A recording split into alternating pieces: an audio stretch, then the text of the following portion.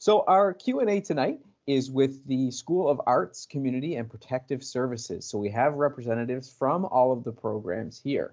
Um, so what I will do is I've introduced myself. Also on our call here, we have Catherine Elaine, who's from our domestic recruitment team, and Colin Eagers, who's from our international recruitment team. And they'll kind of be monitoring the Q&A here and watching as things go on.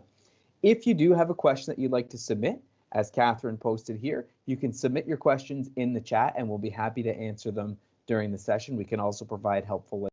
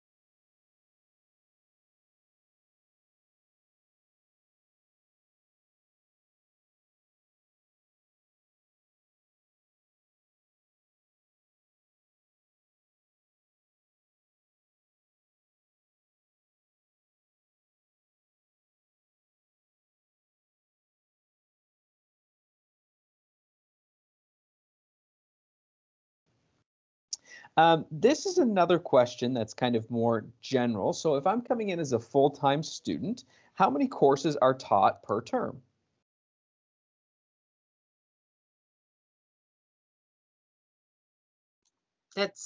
It's really so program specific.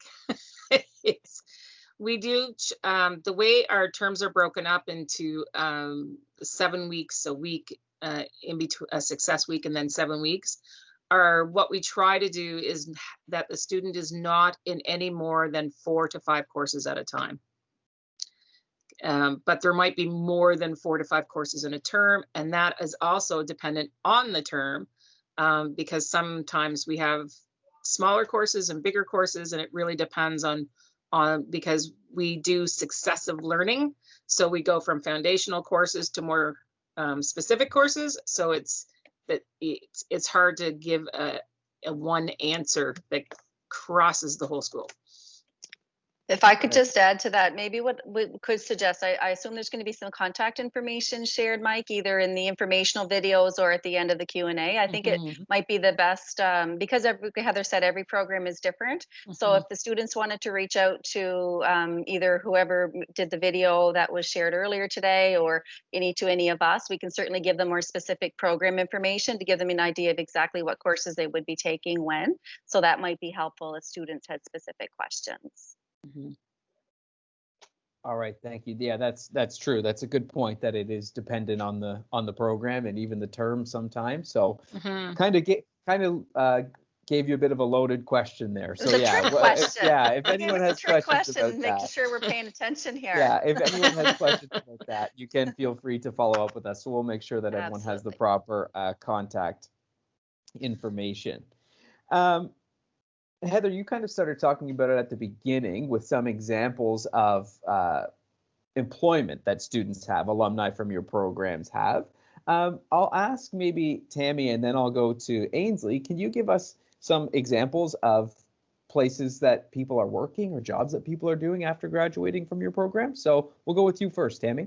All right. So I guess, again, program specific would be kind of, we'd have to look at the program, but just as some examples, for example, within our corrections programs, we would have students who would be working with Department of Public Safety. So we would have students who would be going to work to, say, for example, the New Brunswick Youth Center or one of the other institutions across the province. So a lot of our corrections students do end up in correctional facilities to work. Police Foundation students program, it is a foundational program, so we're not necessarily hiring training police officers, but we're training people to go into those enforcement positions where they would go to, perhaps acquire further training to go into, say, municipal policing or go into positions like sheriff's offices or, perhaps border services. So any type of law enforcement type roles would be kind of the type of work that people in our protective services would be in. For social service community worker, we'd be looking at positions perhaps in group homes, intervention workers, types of roles where you would be in helping support families and individuals. And then with the education assistant program, working within schools as educational assistants, providing support to students needing some support. So again, very, very broad types of positions, but certainly the focus would be in those positions where you are in a helping role and providing support to individuals, into families, and into communities in general. Great, thanks, Tammy. Ainsley, can you give us a couple examples of alumni, maybe yourself even? Well, I'll let you know that I'm not an alumni of the graphics program, but our other two instructors are Derek and Naomi, are alumni of the graphic program. I teach the communications side of it, so I didn't stay in my field of study, but that's okay. I always wanted to teach, and here I am teaching. We've had students go to Soccer New Brunswick, Medavie Blue Cross, Atlantic, Lotto. They've gone to print companies, so Master Packaging. They've gone to UMB, VidCruiter, and a lot of them have started their own business as well. So if you watch our video, Caleb is our alumni that talks about the program. He's working full-time in Dieppe, at a sign company, and he also in Sussex is opening his own business. So we see a lot of students do that. But our students, a lot of them will go and work for web development companies. We can see them working for some of the gaming companies that are creating the video machines and doing the graphics for those. So it's kind of across the board. Basically, like I said earlier, if you can see it or you can read it, then a graphic designer has been involved with it. So you do see them all over the place. If I could just add something to Mike as well, just to kind of follow up with what Heather and Ainsley had said. We also have a lot of articulation agreements within our program. So for example, students may study with us and then decide that they want to further their education to go on to, one of the other colleges, universities that we have partnerships with. So I think that's a really important piece that, a lot of times there are opportunities for students, different pathways that may lead them into, furthering their education and taking advantage of opportunities that we've developed with our partnerships with our various other colleges and universities. And some of those partnerships are international partnerships. So, you can study abroad. And that's true. Like we do have international, like animation has one with Limerick in Ireland. And ECE has a new 2+2 program with UMB. There's we have in protective services, there's STU, we have Cape Breton University, like there's many. Humber College. Humber College is another one as well. You can find some of those listed on our website, and we did include them in some of our PowerPoints as well. So that's potential students could see that. And you're also welcome to contact us anytime. Like you can reach out to instructors in the program. You can reach out to the chairs, Tammy and myself, or recruitment.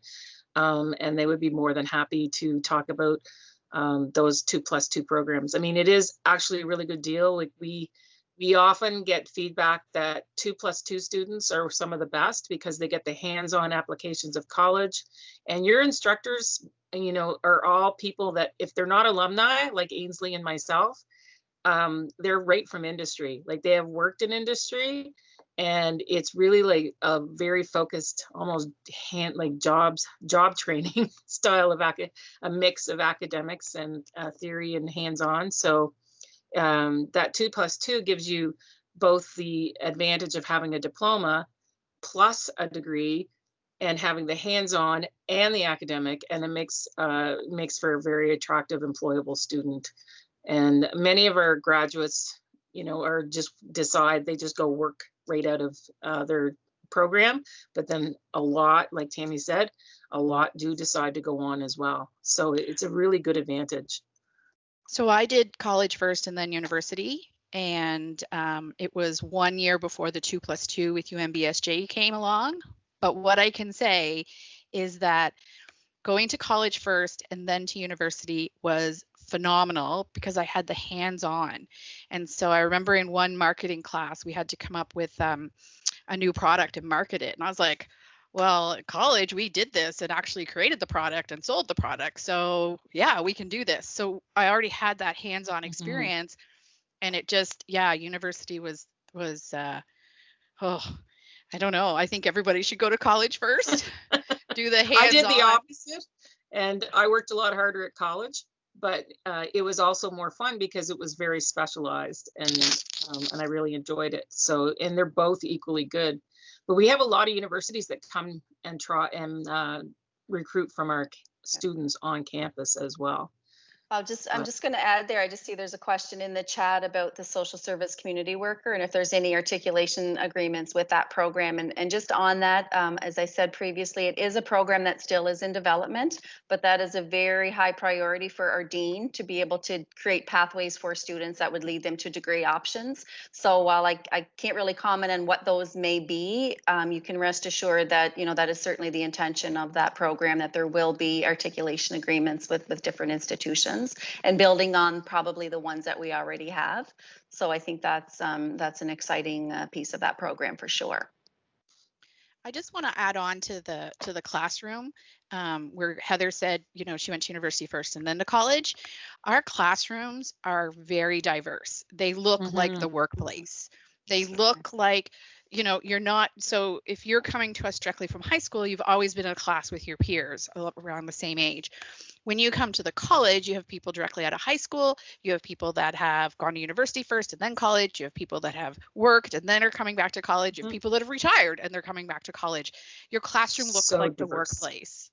And it's so awesome. So my title is instructor, but I actually feel like I'm a facilitator of learning, because when my students start talking amongst themselves, they are sharing things that I could never share.